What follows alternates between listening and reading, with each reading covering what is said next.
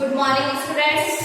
आज मैं Shri Kheteshwar English academy की यूट्यूब क्लास में क्लास 7 के बच्चों का साइंस सब्जेक्ट में स्वागत करती हूँ। बच्चों, हमारा चैप्टर नंबर 3 चल रहा था फाइबर टू फैब्रिक, है ना। इसके बारे में हम पढ़ रहे थे। कल की क्लास में हमने सिल्क के बारे में पढ़ा। हमने देखा था कि सिल्क का प्रोडक्शन कैसे होता है। जो सिल्क था वो सबसे पहले सिल्क की जो डिस्कवरी थी वो चाइना के अंदर हुई थी। और चाइना के जो लोग थे वो आपको पता है बहुत इंटेलिजेंट होते हैं। हमारी तरह बेवकूफ तो होते नहीं है कि जी नहीं, हम भी बेवकूफ नहीं है, हम भी बहुत समझदार है। देखो, चाइना के लोगों ने जो सिल्क प्रोडक्शन था उसको कई सालों तक, हजारों सालों तक छुपा के रखा। दूसरे लोगों को पता ही नहीं चला था कि ये सिल्क का प्रोडक्शन होता क्या है। सिल्क का जो प्रोडक्शन होता है वो होता है बेटा सिल्क मॉथ से, यानी कि सिल्क वर्म जो होता है, सिल्क वर्म से सिल्क का प्रोडक्शन करना ही क्या कहलाता है? सेरीकल्चर कहलाता है। जी हाँ, सेरीकल्चर क्या कहलाता है? सिल्क का प्रोडक्शन करना।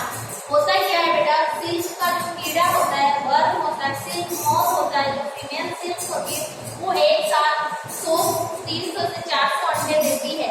उन अंडों से छोटे छोटे कीड़े निकलते हैं जिसको सिल्क वर्म बोलते हैं या कैटरपिलर बोलते हैं। क्या बोलते हैं? कैटरपिलर।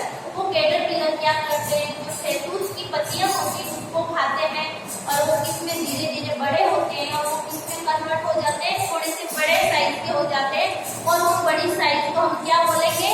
प्यूपा बोलते हैं। अब ये प्यूपा भी धीरे धीरे क्या होते हैं? बड़े होते हैं और इनके अंदर उनके मुंह में एक ग्लैंड होती है। उस ग्लैंड से जो लार निकलती है वही क्या होती है? सिल्क होती है। ये प्यूपा क्या करता है? इससे लार निकालता है और अपने चारों तरफ लपेट लेता है धागानुमा, ठीक है।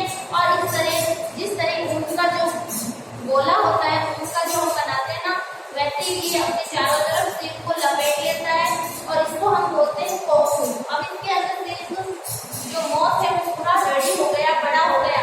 अगर हम इस कोकून को जल्दी से नहीं यूज करेंगे तो जो कीड़ा होता है सिल्क का वो उसको कोकून को काट के ऊपर की जो लपेटी हुई सारी सिल्क होती है उसको काट के बाहर निकल आता है।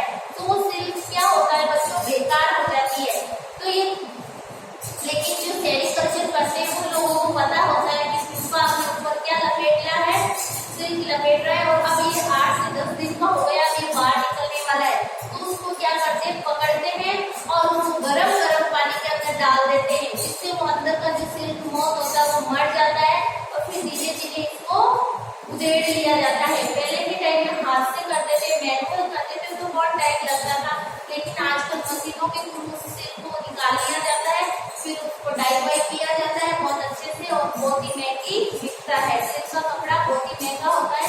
ये इंसुलेटर होता है, यानी कि सर्दियों में तो ये क्या रहता है? गर्म, और गर्मियों में ये रहता है ठंडा।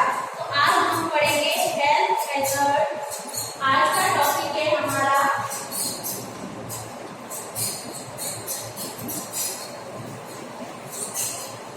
हेल्थ हैजर्ड associated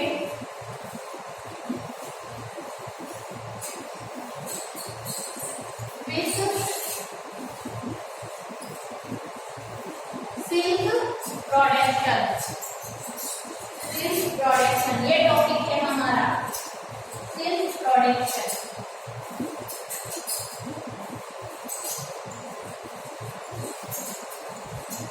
तो बच्चों इधर देखिए, workers employed in almost all processing of the sericulture industry are adversely affected by a number of disease.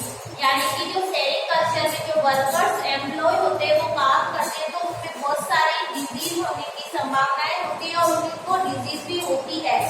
Inhalation of vapours arising from cocoons undergoing steam cooking and breeding produce breathing problem, asthma and other bronchial elements. यानी कि जो cocoon होता है उसको गर्म करते हैं, उसमें से फिर उसको रिलीज करते हैं, फिर उसकी डाई करते हैं, तो इससे उनको क्या होता है? अस्थमेटिक प्रॉब्लम होती है, यानी कि रेस्पिरेटरी सिस्टम से प्रॉब्लम होती है, यानी कि उनको सांस लेने में दिक्कत आती है।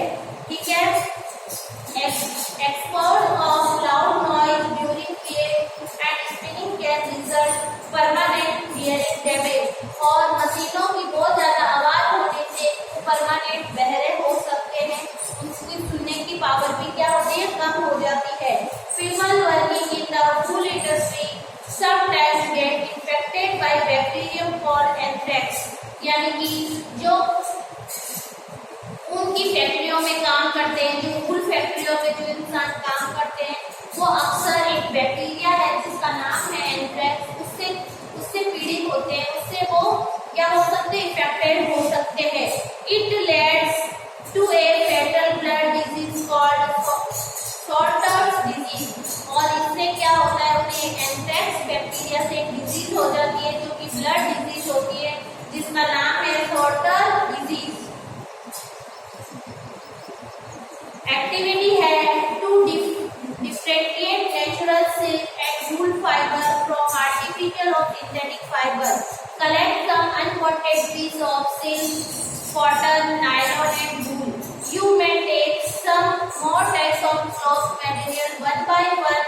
Hold the piece in a candle flame with the help of a pair of forceps. Observe the way each piece burns its smell and the residue left. यानी कि हमें इस एक्टिविटी में ये करना है, हमें डिफरेंट टाइप के क्लॉथ पीस लेने हैं और उनको हम एक कैंडल की मदद से, एक जो चिमटा होता है उससे पकड़ के हम उसको जलाएंगे तो हमें क्या मिलता है, उसमें से कैसी स्मेल आती है, कैसा उसमें से रेजिड्यू बचता है, वो देखना है। देखो, match your observation with your given है। अगर हम अलग अलग क्लॉथ को जलाते हैं तो हमें क्या मिलता है। सबसे पहले हमने कॉटन को जलाया, burn steadily and gives out light smoke. जैसे ही हम कॉटन को जलाते हैं वो तुरंत जल जाती है और उससे बहुत ही कम धुआं निकलता है। ठीक है, स्मेल उसकी आती है, जैसे हम पेपर को जलाते हैं वैसी स्मेल आती है।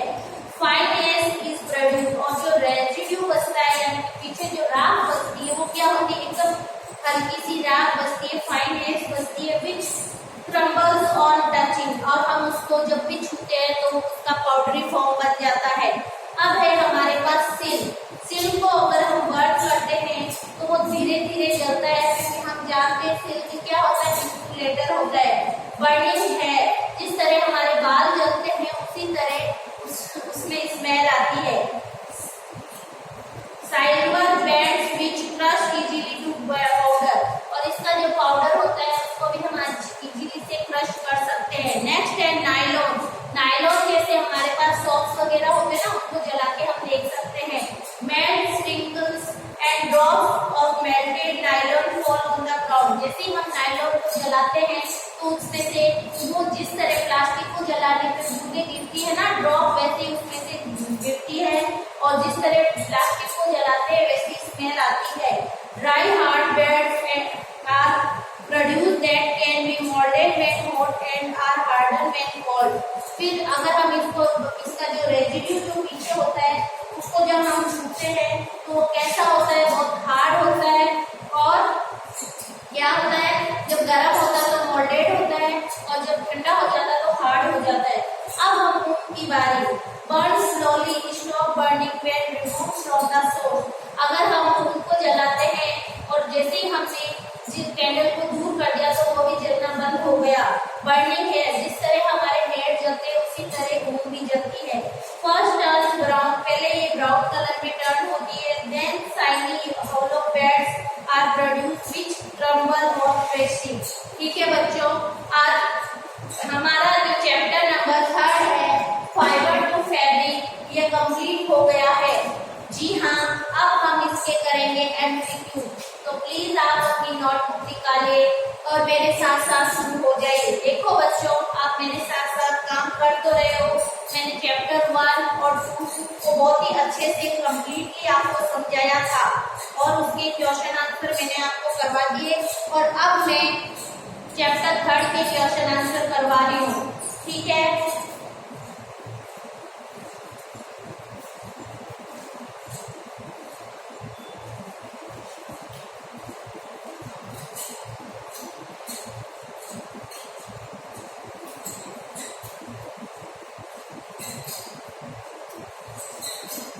जी हाँ, आप अपनी नोटबुक निकालिए और मेरे साथ एमसीक्यू कीजिए।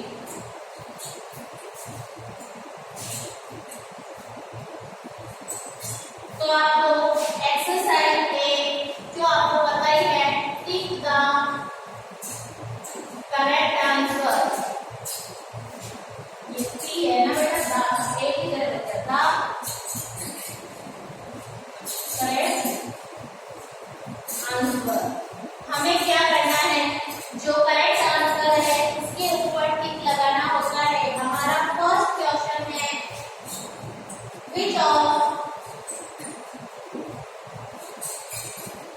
Which of these is not an animal fiber? देखो बच्चों, यहाँ पर कुछ फाइबर के एग्जाम्पल दे रखे हैं। उन एग्जाम्पल से हमें देखना है कौन सा फाइबर एनिमल फाइबर नहीं है। Which of these is not an animal fiber? यानी कि एनिमल फाइबर नहीं है, उसके ऊपर टिक लगाना है। फर्स्ट है सिल्क। सिल्क क्या एनिमल फाइबर है? बताइए। सेकंड है अंगोरा, क्या ये एनिमल फाइबर है? थर्ड है जूट, क्या ये एनिमल फाइबर है? और डी है वूल। जी हाँ, मैं उम्मीद करती हूँ कि हमारा आंसर निकल के आ गया है। हाँ बच्चों बताइए। सिल्क हमें सिल्क वर्म से मिलता है, अंगोरा हमें अंगोरा गॉड से या सिल्क से मिलता है, वूल हमें शीप और गॉड दोनों से मिलता है, लेकिन जूट हमें प्लांट से मिलता है। तो हमारा आंसर है जूट और यहाँ हम ऑप्शन करेंगे सी। तो बच्चों इसको नोट डाउन कीजिए। मैं फिर इसी की जगह पर नेक्स्ट क्वेश्चन लिखूंगी। ऊपर थोड़ा लिखना आसान होता है, इसको आप नोट डाउन कीजिए।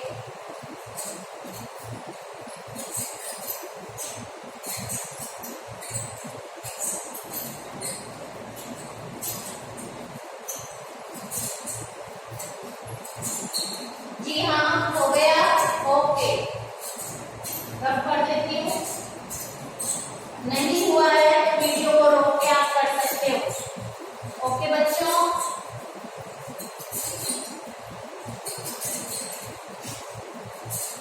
नेक्स्ट है हमारा question number 2। Which of the following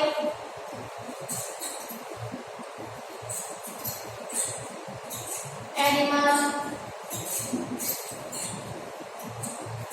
does not eat wool? ऐसा कौन सा एनिमल है जिससे हमें वूल नहीं मिलती है? ठीक है, जो हमारे पास ऑप्शन है। फर्स्ट है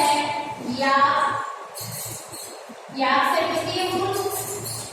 सेकंड है हमारा गॉड, इससे मिलती है, आप सोचिए। नेक्स्ट है कैट और डी है हमारा ऑप्शन शीप। जी हाँ, मुझे पूरा विश्वास है कि आपका आंसर निकल के आ गया है। हाँ, कैट। कैट के कभी बालों में किसी ने कुछ पहना है क्या? नहीं। कैट जो है उससे हमें वूल नहीं मिलती है। यहाँ हमारा आंसर कैट है, ऑप्शन सी। ठीक है बच्चों, लिखिए बच्चों इसको। फिर नेक्स्ट में यही लिखोगे, इसको नोट डाउन कीजिए।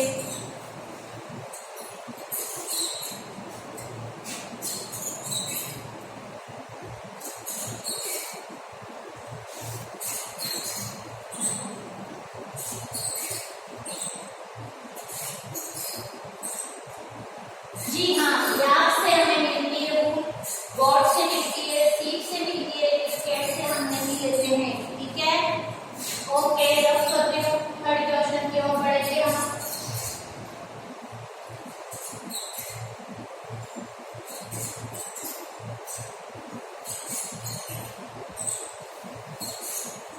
थर्ड क्वेश्चन है मोह है question number 3।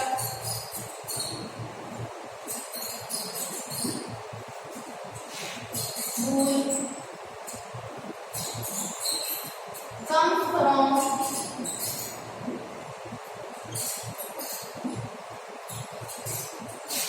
question A Angora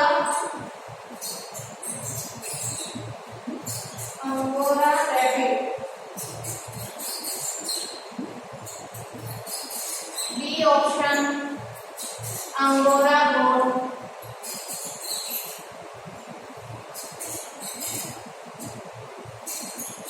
C है ऑप्शन अल्पाका सी,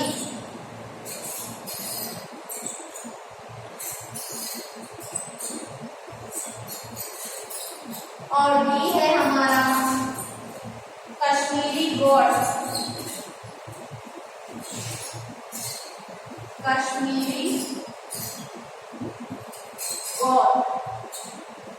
जी हाँ बच्चों, क्वेश्चन को अच्छे से पढ़िए फिर अंक कर दीजिए। देखो, मोहैर वूल कम्स फ्रॉम, जो मोहैर वूल होती है वो हमें किससे मिलती है? अंगोरा रेबिट से मिलती है, अंगोरा गोट से मिलती है, अल्पाका शीप से मिलती है, कश्मीरी गोट से।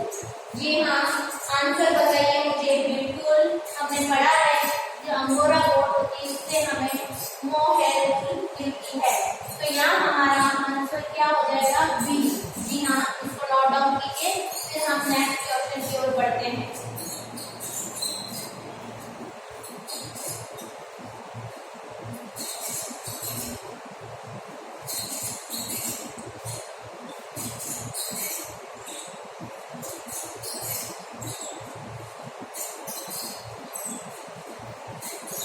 जी हाँ बच्चों, हो गया। जो मोहैर वूल है वो हमें किससे मिलती है? अंगोरा गोट से। तो बच्चों, हमारे आपको पता है कि तुम्हारे एग्जाम में भी इसी तरह एमसीक्यूज पूछे जाएंगे। जी हाँ, रब कर रही हूँ बच्चों।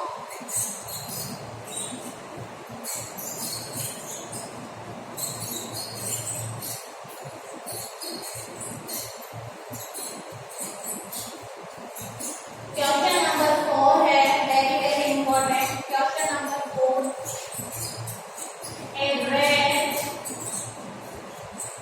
एंड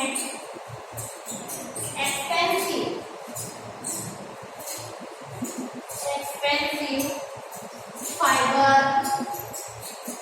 called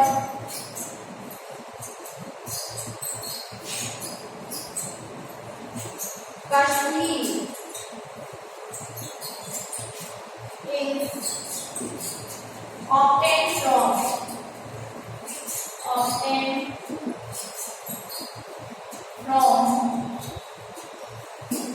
देखो बच्चों, a rare and expensive fiber called Kashmir is obtained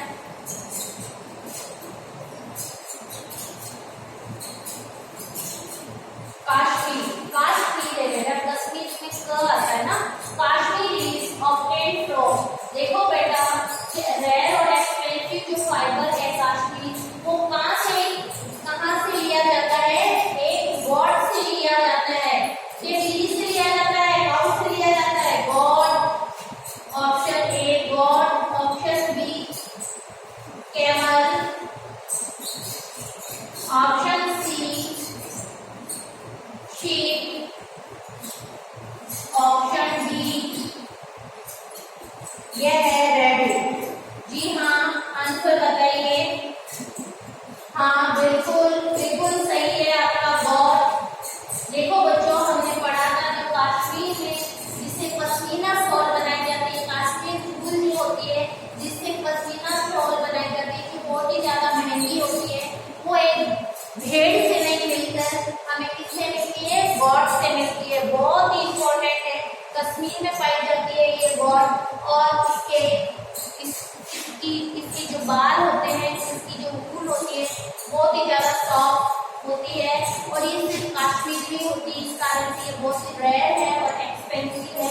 इस कारण से इस क्वेश्चन का आंसर क्या हो गया है? गोट। तो हमारा यहाँ पर ऑप्शन ए क्या हो गया? Right answer. बच्चों नोट डाउन कीजिए, फिर हम नेक्स्ट क्वेश्चन की ओर बढ़ते हैं।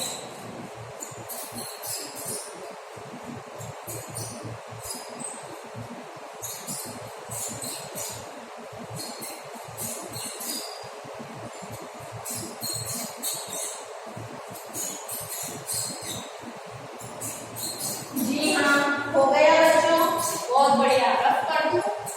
ओके बेटा, साथ के साथ याद हो रहे हैं कि नहीं हो रहे हैं? मेरी कोशिश यही होती है कि तुम्हें मेरे साथ ही क्वेश्चन के आंसर लर्न हो जाए। फिर जब आप कॉपी में अच्छे से करोगे तो और अच्छे से आपको लर्न हो जाएंगे। ऐसा तो नहीं है कि हम यहाँ पर क्वेश्चन आंसर करवा रहे हो और आप मजे से बैठे हो, वीडियो भी देखते हो, ऐसा नहीं चलेगा। क्वेश्चन नंबर 5 है हमारा, which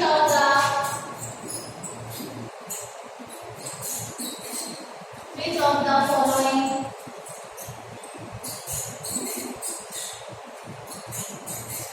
term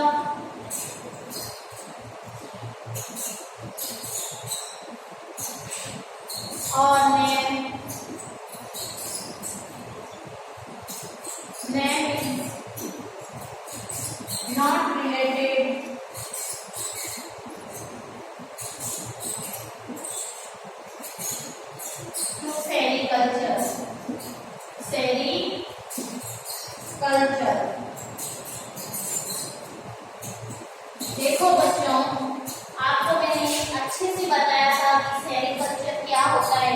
तो हमें यहाँ पर मैं आपको ऑप्शन में जो दूंगी उनमें से आपको देखना है कौन सा टर्म या नेम जो है जो सेरिकल्चर में नहीं इंक्लूड होता है। जी हाँ, देखिए पहला है ऑप्शन ए कैटरपिलर।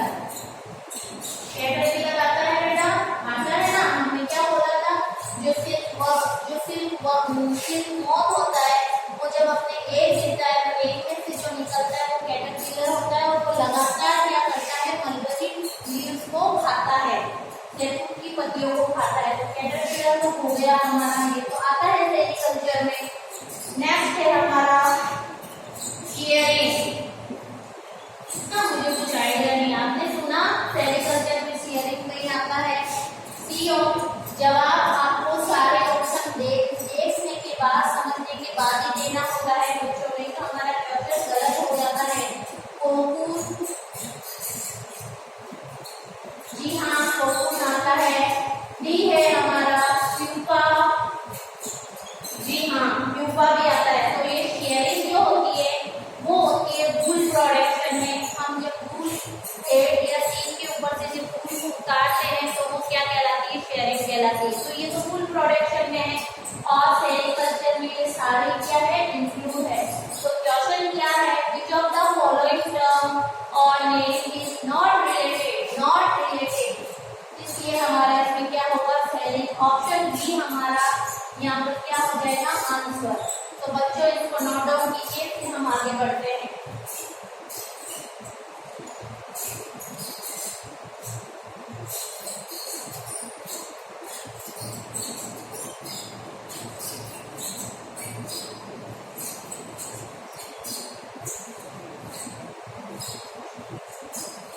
बच्चों हो गया, बहुत अच्छे से समझ में आया ये क्वेश्चन। चलो नेक्स्ट क्वेश्चन करते हैं यहाँ पर। Question number 6। मैं बार बार कहती हूँ, अगर आपका मेरे साथ नहीं हो पाता है, हालांकि मैं टाइम तो देती हूँ लेकिन फिर भी हो सकता है कि नहीं होता है, तो डोंट वरी, आप वीडियो को रोक के भी कर सकते हो और खुद से आप सभी लोग लेके आ गए होंगे। क्वेश्चन नंबर है हमारा 6। देखो, on which of the following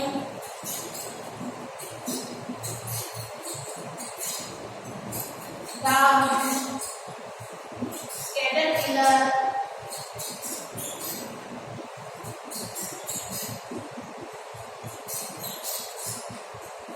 feeds on।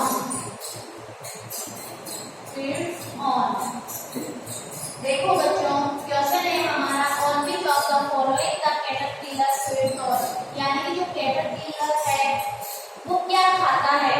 Option A शहतूत,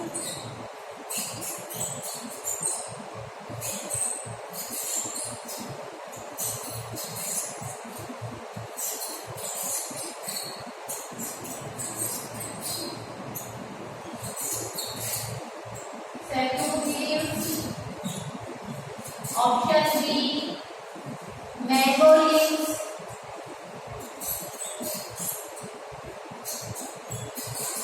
option D, option C mulberry leaves, option D tulsi leaves. जी हाँ बच्चों, मुझे पता है आप लोगों को बहुत अच्छे से आता है, बताइए। हाँ, आंसर निकालिए।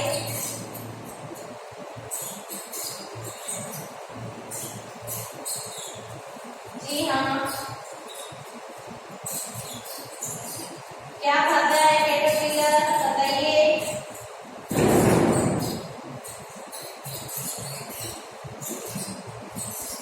जी हाँ, हमारा जो है कैटरपिलर वो खाता है मलबरी।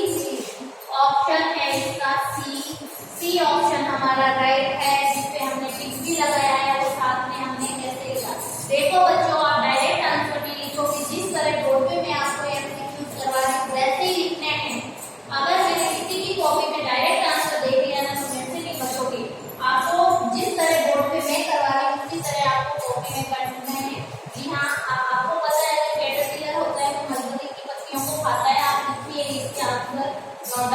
होंगे